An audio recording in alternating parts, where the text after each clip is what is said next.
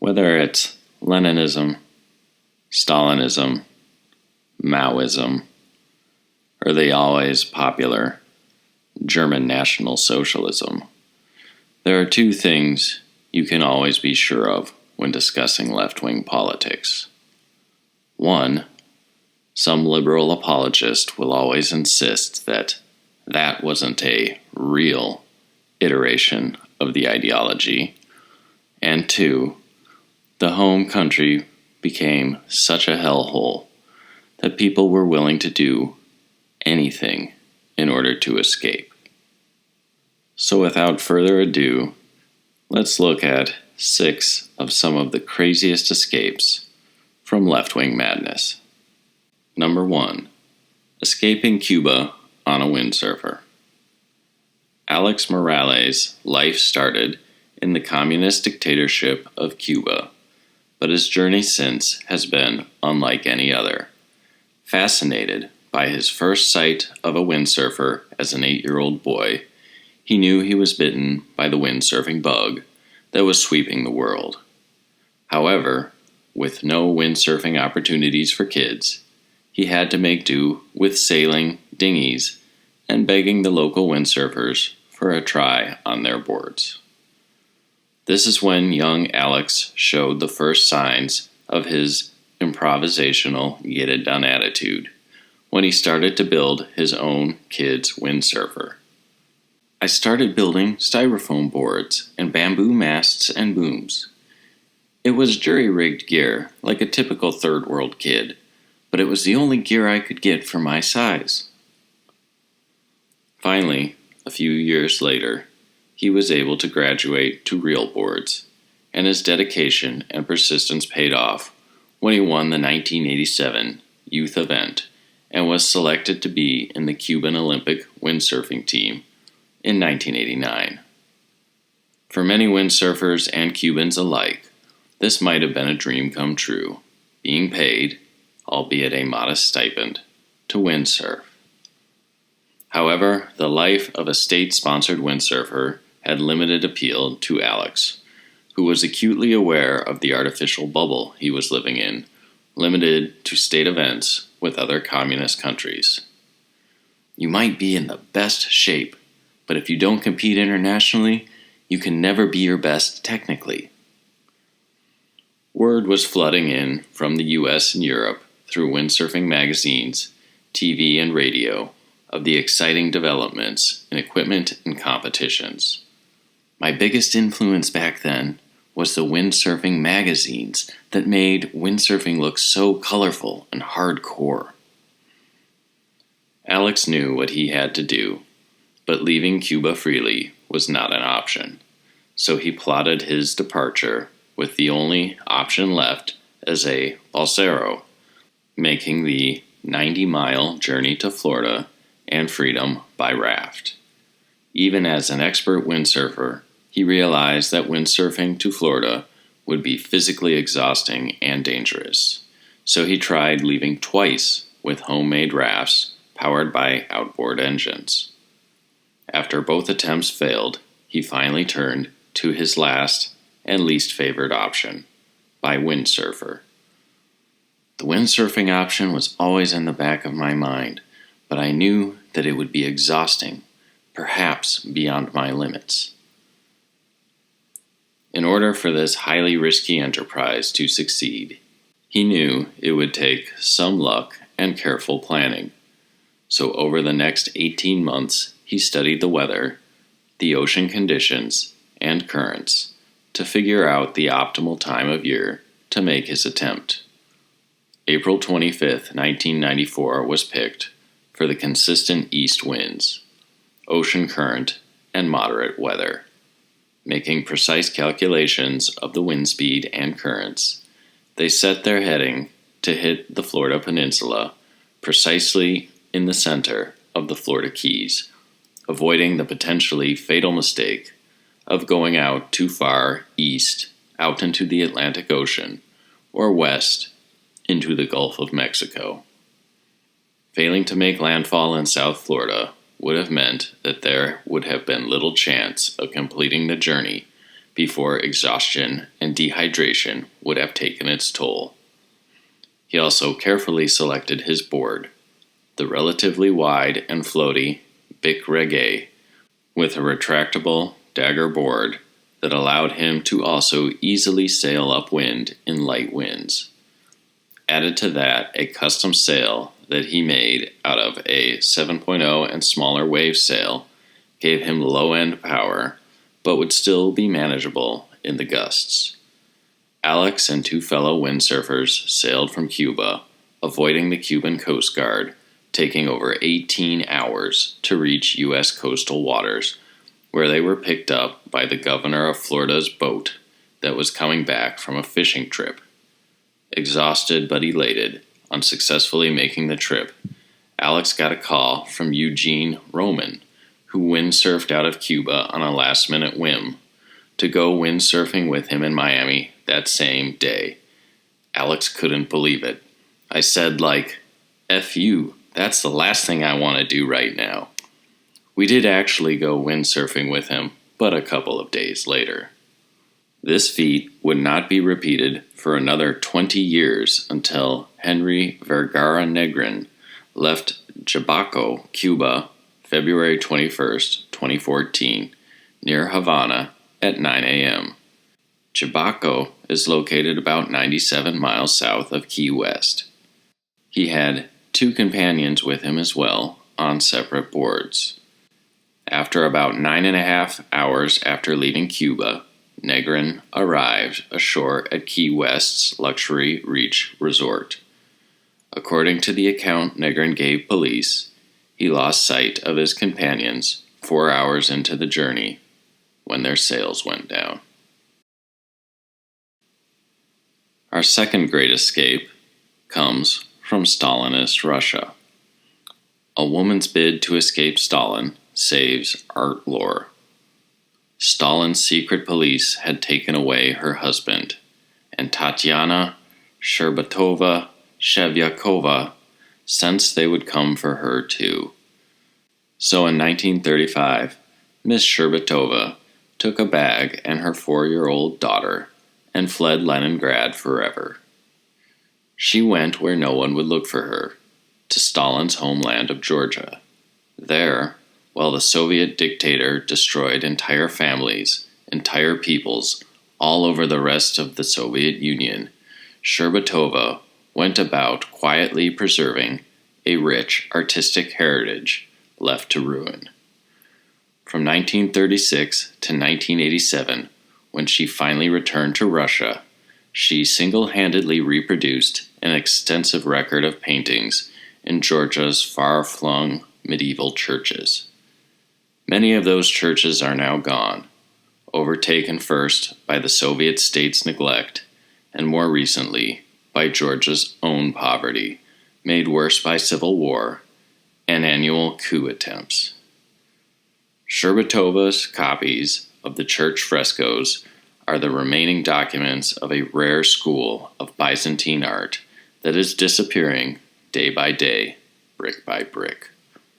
On December 9, 1998, an exhibition of her collection opened in Moscow, and in the spring, 1,000 Years of Eastern Christian Decorative Arts will arrive at New York's Cooper Union School of Art before traveling further in the U.S. What she's done is unprecedented, not just for one person, but in that she actually rivals entire museums. They have teams of people who do this, says Alexander Konov, head of the Museum Design, a Russian firm that is designing and installing the exhibition for free. Georgians lived and worshipped in remote mountain villages. Scherbatova ventured to one church after another, often alone, living on tea and crackers, while she painted scaled miniatures of what remained on the walls.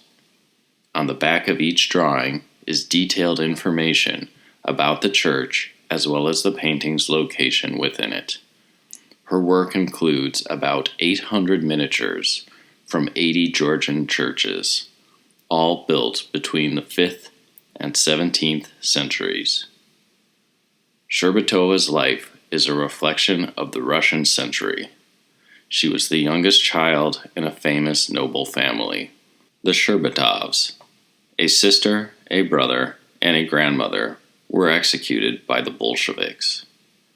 Because of her background, she was denied admittance into the university in proletarian Leningrad and took up art history and reproduction at a small academy.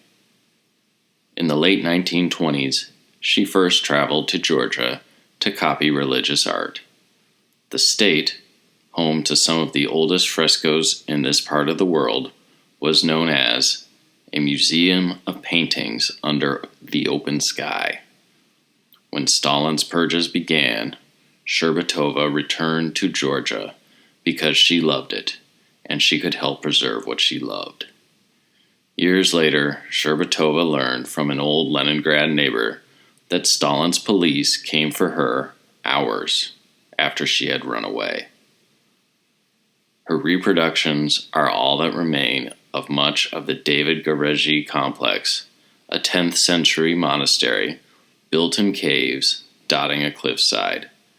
The monks carved stone pillars and benches out of the cave walls and decorated those walls with archangels.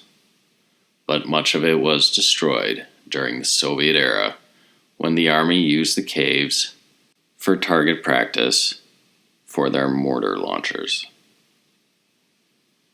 Sooner or later, there will come a time when these churches will be rebuilt, Museum Designs Mr. Konov says, and her work for future generations will be an important basis for it. Number 3 comes from LeBron James's favorite country, Communist China. Chinese Papillon, the true story of a man who escaped Mao's labor camps. Xu Hongxi, a Chinese medical student and intellectual, tells his story of enduring 14 years hard labor, suffering torture and starvation, before escaping to Mongolia in his book, No Wall Too High, One Man's Daring Escape from Mao's Darkest Prison. Xu was a party member until he fell afoul of it for making criticisms of the leadership during the short-lived openness of the 100 Flowers campaign of 1956 to 1957. He was sentenced at first to 6 years in prison, one of 550,000 men and women who were sent to the camps for having spoken out during the campaign, and one of the very few to have escaped. China's tragedy is that it will never allow people to speak the truth. For speaking the truth, I have lost my freedom and my future, Xu writes.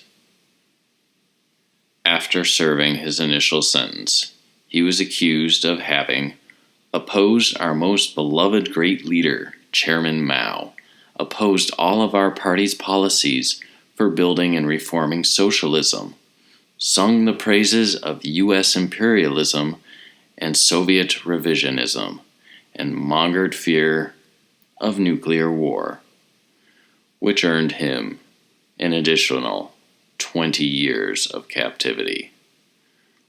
Mao's prison camps, the Laogai, an abbreviation of a phrase that means reform through labor, were modeled on the Soviet Gulag. Sometimes Xu was forced to work in a mine, at others on a farm or in a factory. The tools of reformation were back-breaking labor, severe malnutrition, beatings, isolation, and public humiliation.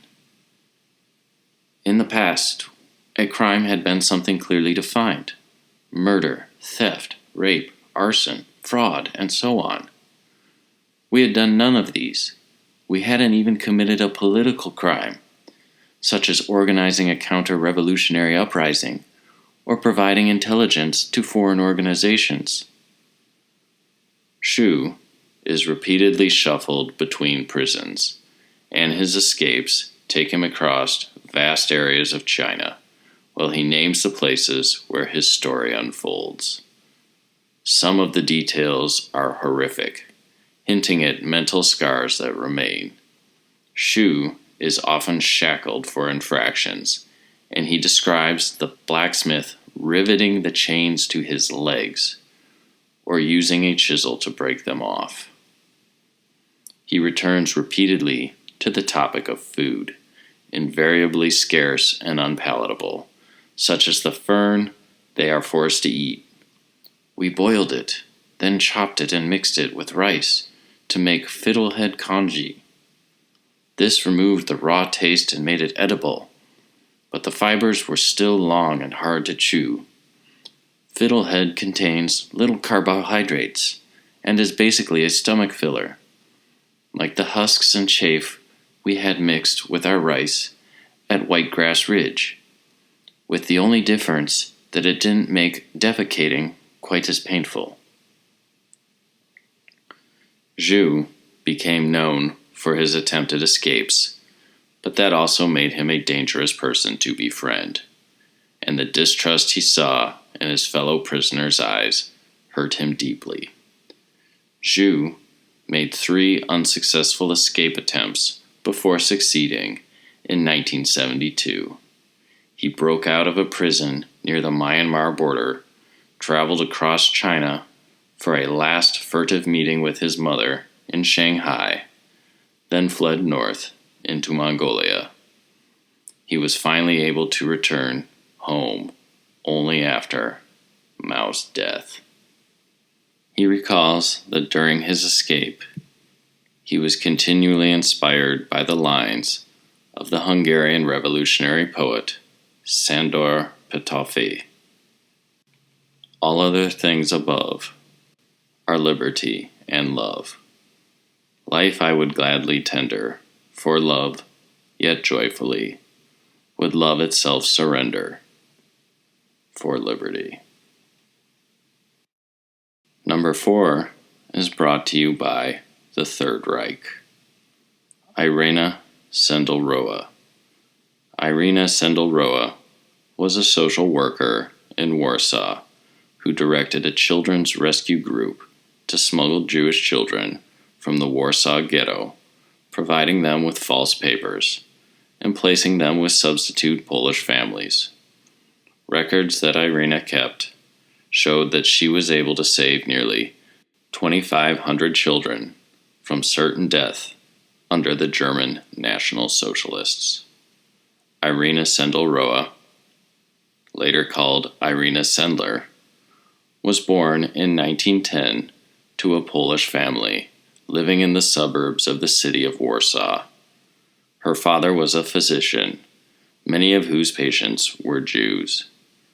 During the German National Socialist occupation of Poland, she was a social worker with the city's social welfare department, and as an employee of this department, she had a special permit to enter the ghetto where she wore a yellow star. In secret, Irina directed a children's rescue group to smuggle Jewish children from the ghetto. This group was part of an organized underground council called Zagota, set up to help the Jews. When Irina managed to rescue children, she provided them with false papers and placed them with the substitute Polish families, who pretended to their neighbors that the children were relatives. When she could not find a suitable family willing to take such a tremendous risk, she placed them in Catholic institutions like the Warsaw Orphanage of the Sisters of the Family of Mary, or in convents. Everyone hoped that relatives of the children might survive the German National Socialists, and so Irina kept careful records of all the children so that they could be found easily after the war. She hid her records, which she wrote on small pieces of paper, in jars in a friend's garden. These records showed that Irina was able to save nearly 2,500 children from certain death under the National Socialists. Inevitably, Irina was found out and arrested by the Gestapo. In October 1943, she was arrested and taken to the infamous Pavyak prison, where she was brutally tortured to make her reveal information. However, despite this treatment, Irina gave nothing away, and she was condemned to death. However, on the day set for her execution, other members of Zagota were able to bribe one of the Gestapo agents, and, in the nick of time, Irina was rescued. Officially, however, she was listed on public bulletin boards as among those executed. Irina assumed a false identity and continued to help the underground rescue operations, although she was forced to stay out of sight for the remainder of the war. In 2007, Irina Sendler was a candidate for the Nobel Peace Prize for saving 2,500 Polish Jewish children from the Holocaust. But she lost out to Al Gore for, quote, his efforts to build up and disseminate greater knowledge about man-made climate change, and to lay the foundations for the measures that are needed to counteract such change. We don't have to go back very far in our Wayback Machine for number 5, the collapse of socialist Venezuela. Women as young as 14 seeking to escape socialist Venezuela have taken to capitalism in order to survive, selling sex, hair, and breast milk, as they make the perilous journey into neighboring Colombia in search of a better life. As Fox News' Holly McKay reports, the Colombian border city of Cucuta is virtual chaos, as rail-thin women cradle their tiny babies and beg along the trash-strewn gutters. Teens hawk everything from cigarettes to sweets and water for small change. The young, the old, and the disabled cluster around the lone Western Union office, recently established to deal with the Venezuelan influx, in hopes of receiving or sending a few dollars to send home. Without passports or work permits, the Venezuelans, many with university degrees or decent jobs in what was once the wealthiest nation in Latin America, are now resorting to whatever it takes to survive. Men buying hair approach groups of women with their young children, offering them enough to feed their families for a short while. Local wig makers in Colombia will pay between $10 and $30, depending on length and quality. Other Venezuelan women, including girls as young as 14, resort to sex work on the streets of Cucuta, earning around $7 per John. Both men and women are exposed to sex trafficking along the route from Venezuela to Colombia. According to several walkers, some women chose prostitution as a means to make money and earn rides along the way, and some heterosexual men sell themselves on the gay market for a little money. Other women are manipulated or forced into giving pimp types their documents and identification cards and are subsequently drawn into prostitution rings. That's particularly the case in border areas, where many rebel and drug trafficking groups operate, Fox News reports. Back home in Venezuela, the situation is dire, as the socialist country suffers from starvation, disease, a lack of health care, and extreme violence. Children have been dying from hepatitis and malaria. There is a human catastrophe in Venezuela. There is a resurgence of illnesses that were eradicated decades ago. Hundreds have died from measles and diphtheria. Last year, more than 400,000 Venezuelans presented malaria symptoms. Up to now, there are over 10,000 sick people from tuberculosis, said Caracas, mayor and former political prisoner Antonio Ledesma, adding, "People have been doomed to death. More than 55,000 cancer patients don't have access to chemotherapy. Every 3 hours, a woman dies due to breast cancer." Caterine Martinez, an attorney and director of Ready Families organization in Venezuela, which endeavors to support hospitalized children and their families, states, "Currently, there are no broad-spectrum antibiotics, not even basic antibiotics, to treat basic pathogens from children and present chronic illnesses," she said. "We don't have x-rays working. They haven't for a long time. We don't have a CAT scanner or an MRI scanner. Many other vital medical instruments don't work. The municipal blood banks don't have reagents. Therefore, we have kids who are getting blood transfusions and are getting infected with hepatitis C and could even be injected with HIV." Making life worse for Venezuelans is the rampant crime and violence permeating the country. It is complete anarchy. There are tens of thousands of these gangs, Cuban and Venezuelan, who operate in every state, said a former Caracas security guard who was shot in the stomach by government-backed street gangs known as the Colectivos. "I have only managed to survive this long thanks to Jesus and the Holy Spirit." In 2011, Senator Bernie Sanders praised that socialist country as a place where, quote, "the American dream is more apt to be realized." Reuters reported that a UN report estimated in March 2019 that 94% of Venezuelans live in poverty, despite the fact that Venezuela has more oil than Saudi Arabia. Our sixth and last crazy escape from left-wing governance comes to you from behind the Iron Curtain in East Germany in the late 1970s. Known as the East German balloon escape, that took place at approximately 2 a.m.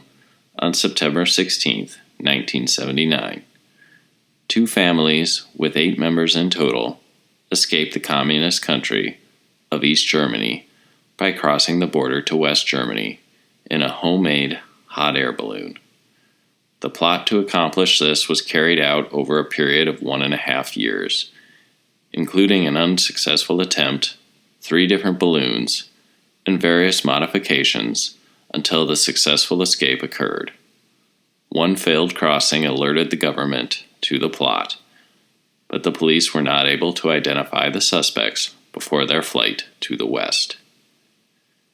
The Eastern Bloc country of East Germany was separated from West Germany by the inner German border and the Berlin Wall, which were heavily fortified with watchtowers, landmines, armed soldiers, and various other measures to prevent its citizens from escaping to the west. The East German border patrols were instructed by standing order to prevent border penetration by all means, including lethal force. Peter Strelzik, born in 1942, an electrician and former East German Air Force mechanic, and Gunther Wetzel, born in 1955, a bricklayer by trade, were co-workers at a local plastics factory who had been friends for 4 years. They shared a desire to flee the country and began discussing ways to cross the border. They considered building a helicopter but quickly realized they would not be able to acquire an engine capable of powering such a craft. Next, they decided to investigate the idea of constructing a hot air balloon, having been inspired by a television program about ballooning. The pair began research into balloons.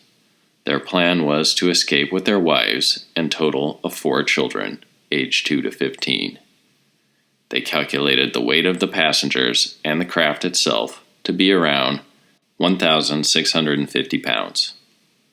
Subsequent calculations determined a balloon capable of lifting this weight would need to hold about 71,000 cubic feet of air heated to 212 degrees Fahrenheit. The next calculation was the amount of material needed for the balloon, estimated at 8,600 square feet. The pair lived in a small town of about 20,000, where large quantities of cloth would not be available without raising attention.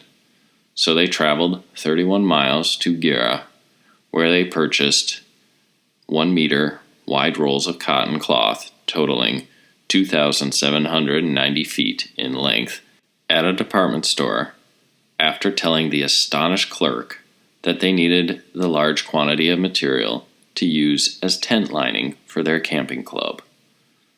Wetzel spent 2 weeks sewing the cloth into a balloon-shaped bag, 49 feet wide by 66 feet long, on a 40-year-old manually operated sewing machine. Strelzik spent the time building the gondola and burner assembly.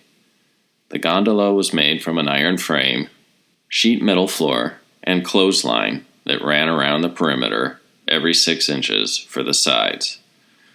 The burner was made using 2 24-pound bottles of liquid propane, household gas, hoses, water pipe, a nozzle, and a piece of stove pipe. They discovered that the cotton material with which they fashioned the balloon was too porous and leaked massively. Their unsuccessful effort cost them 2,400 DDM. Strelzik disposed of the cloth by burning it in his furnace over several weeks. For their second attempt, the pair purchased samples of different fabrics in local stores, including umbrella material and various samples of taffeta and nylon. They used an oven to test the material for heat resistance and created a test rig from a vacuum cleaner and a water-filled glass tube to determine which material would allow the vacuum to exert the most suction on the water. This would reveal which material was densest. The umbrella covering performed the best, but was also the most expensive.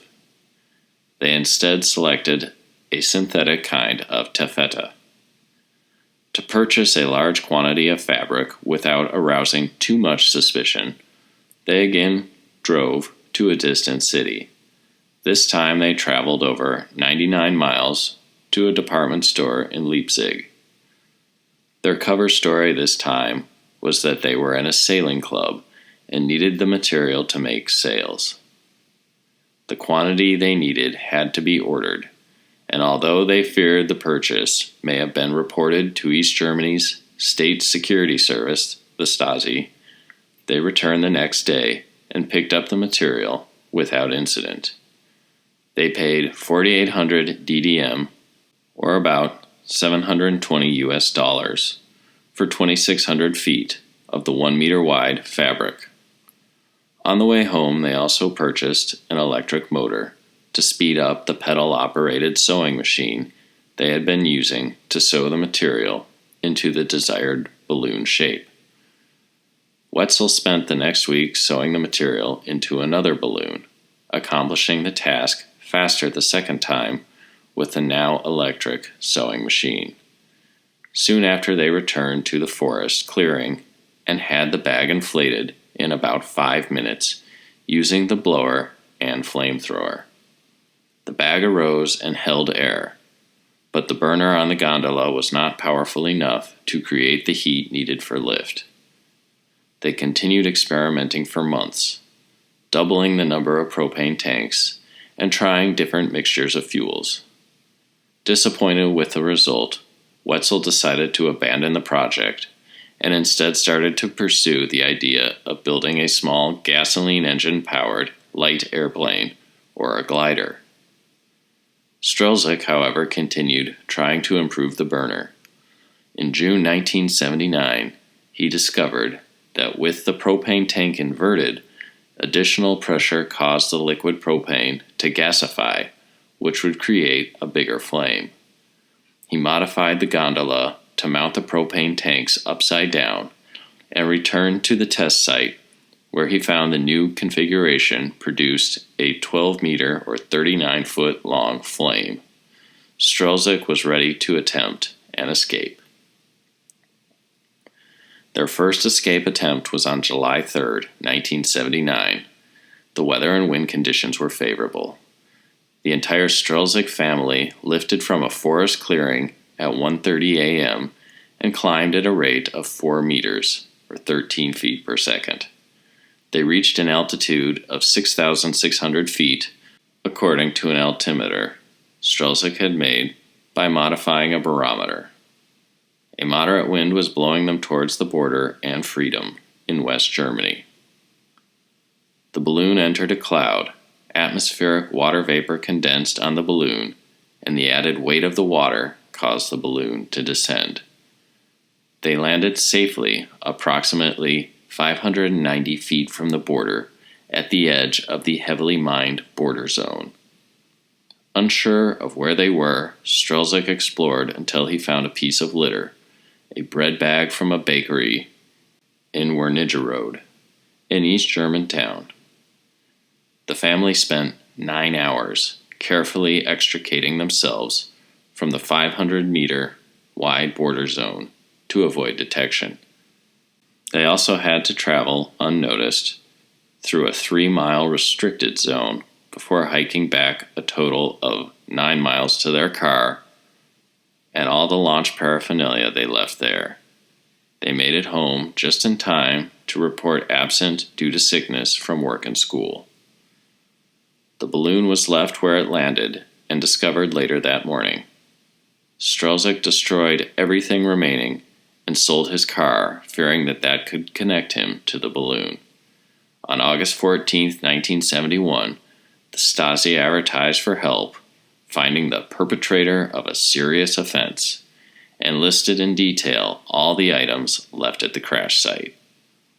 He felt that the Stasi would eventually trace the balloon to him and the Wetzels.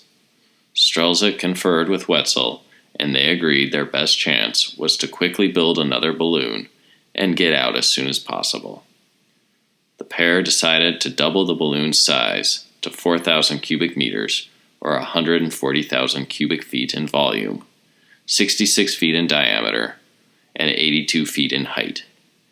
They needed 1,250 square meters, or 13,500 square feet, of taffeta, and purchased the material in various colors and patterns all over the county to escape suspicion. Wetzel sewed a third balloon, using over 3.7 miles of thread, and Strelzyk rebuilt everything else as before. They were ready in 6 weeks, with a 400-pound balloon and a payload of 1,210 pounds, including the gondola, equipment, and cargo, the two families.